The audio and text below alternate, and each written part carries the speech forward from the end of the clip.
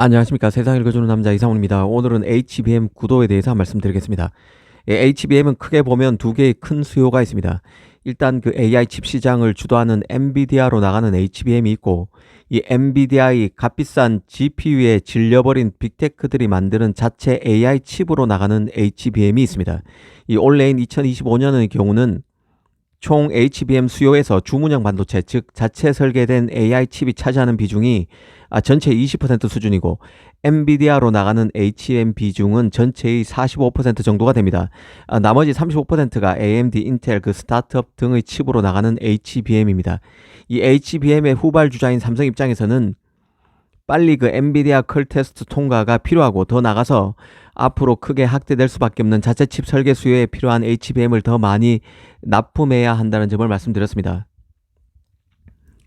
이런 얘기를 다시 꺼내는 이유는 구글 때문입니다. 소프트웨어 중심의 구글은 아시다시피 하드웨어 분야에서 강하게 드라이브를 걸어왔습니다. 자체 서버 칩을 내놨고, 이 자체 서버 칩이 바로 엑시온이죠. 이 엑시온을 내놨고, 최근에는 7세대 TPU인 아이언 우드도 발표했습니다. 오늘 하고 싶은 얘기는 바로 아이언 우드에 들어갈 HBM과 관련한 것입니다. 엔비디아 칩이 워낙 비싸고 전력 소모도 심하다 보니 가성비가 뛰어난 TPU를 구글이 그간 만들어 왔던 것인데요. 이번에 7세대 칩인 아이언 우드가 나온 것입니다.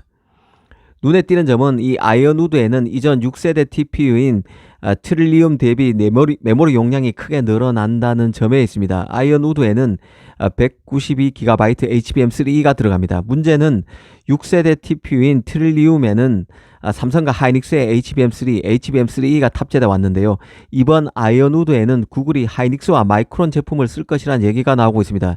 메모리 용량이 아이언 우드에서 크게 늘어서 HBM 수혜를 삼성이 볼 것으로 봤는데요. 구글이 하이닉스는 그대로 쓰지만 삼성 대신 마이크론 HBM을 탑재할 것이란 얘기가 나오고 있습니다. 대만 매체 디지타임스가 먼저 보도했고, 미국 IT 매체들이 받아쓰는 양상입니다. 이게 맞다면 삼성으로선 충격이죠.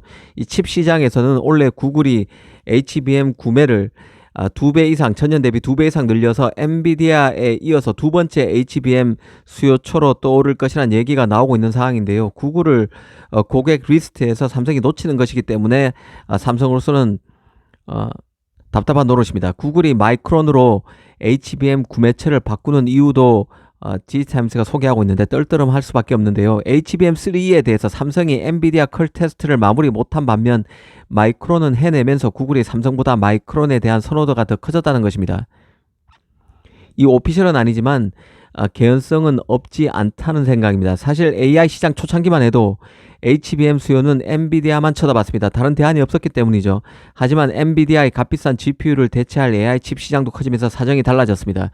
이 가성비 중심의 AI 칩 시장이 빅테크들의 자체 칩 설계, 스타트업들의 AI 칩 시장 출시로 갈수록 커지고 있습니다. 특히 중국의 딥시크가 출현하면서 이 가성비 중심의 AI 칩 성장은 가속 페달을 밟고 있습니다. 여기에 맞춰서 HBM 수요도 더 다각화되고 있는 것이죠. 이런 시장 트렌드에 발맞춰서 그 메모리 업체들의 투자도 크게 늘어나고 있습니다. 이번에 구글이 새롭게 탑재할 가능성이 있다는 마이크론의 HBM만 해도 그런데요.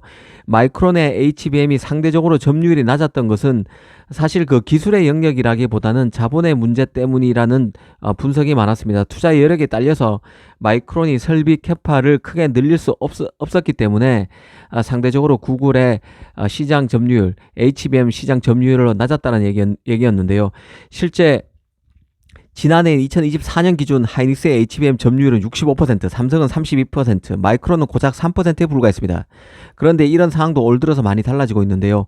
올해 전망은 하이닉스가 한 50%, 삼성은 37%, 마이크론은 13%까지 오를 것이라는 전망이 나오고 있습니다. 마이크론의 점유율이 전년과 비교하면 3%에서 13%로 수직 상승하는 것이죠. 4배 이상 오르는 것입니다.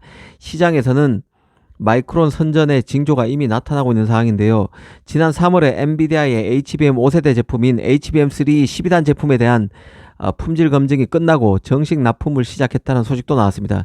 그간 업계에서는 이 마이크론의 기술 인증 절차가 늦어진 데는 HBM 기술력의 문제가 아니라 생산 캐파 부족으로 엔비디아 물량을 맞춰줄 수 없는 문제에서 비롯된 것이란 얘기가 많았습니다. 그러니까 엔비디아의 컬 테스트가 늦어진 데는 삼성처럼 기술의 영역이 아니라 마이크론은 이미 기술적으로는 문제가 없는데 설비가 설비 증설이 쉽지 않아서 엔비디아가 요구하는 물량을 맞춰줄 수 없어서 컬테스가 계속 지연돼 왔다는 얘기가 있었는데, 이번에 HBM3 12단 제품이 삼성보다 먼저 마이크론이 통과하면서 이런 진단이 틀린 게 아님이 드러났다는 생각도 듭니다. 구글이 진짜 삼성에서 마이크론으로 HBM3 납품처를 바꾸게 된다면 마이크론의 빠른 증설이 실제 이루어지고 있고, 이게 구글로까지 HBM 납품을 확대하는 계기가 됐을 가능성이 있습니다. 실제 그 트렌드 포스 자료를 보면 마이크론의 HBM 캐파는 지난해인 2024년 말만 해도 월간 웨이퍼 2만 장 수준에 불과했지만 올 연말에는 6만 장 규모로 늘어날 것이란 전망이 나오고 있습니다. 이미 지난해 8월에 대만 디스플레이 업체 유다강전의 그 타이완 공장을 마이크론이 인수했는데요. 이 타이난 공장 같은 경우는 D램 생산 기지입니다. 근데 이것을 전환 작업을 해왔던 게 마이크론입니다. 이 공장에서 HBM3가 만들어지게 되는데요. 현재 가동이 시작된 상태입니다. HBM 주문량이 최근 급격하게 커지니까 클린룸이 있는 공장을 우선으로 활용하고 있다는 얘기도 나옵니다. 이 마이크론은 싱가포르에도 HBM 공장을 건설 중이고, 이 공장도 내년인 2026년부터 가동을 시작하게 됩니다.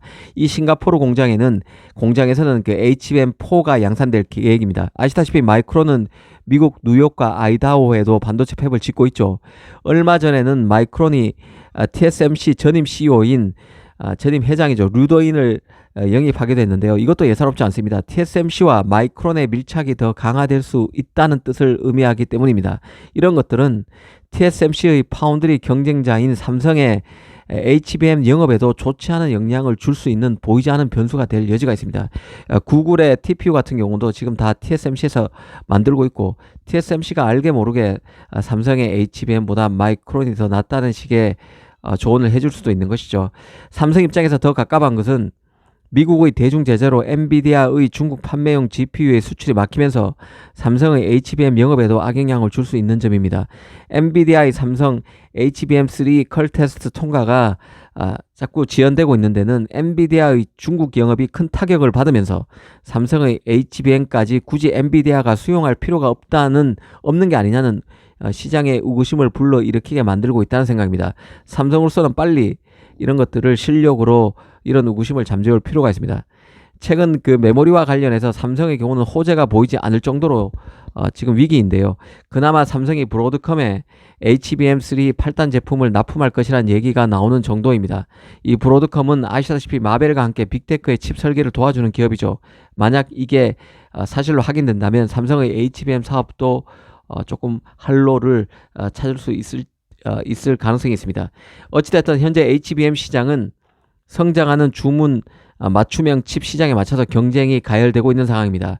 하이닉스도 마이크론도 엔비디아에만 집중했던 게 과거라면 이제는 주문형 칩 시장에서도 점점 세를 키우는 상황입니다. 이렇게 되면 삼성으로서는 열세일 수밖에 없는 것이죠. 보다 더 큰 회사의 HBM 납품을 뚫어내서 활로를 찾아야 할 상황입니다. 구글의 마이크론 HBM 탑재는 이런 시장 변화에 대응하는 성격이 짙다는 생각입니다. 앞으로 자체 AI 칩을 만드는 빅테크의 동향을 잘 체크할 필요가 있다는 생각입니다. 감사합니다.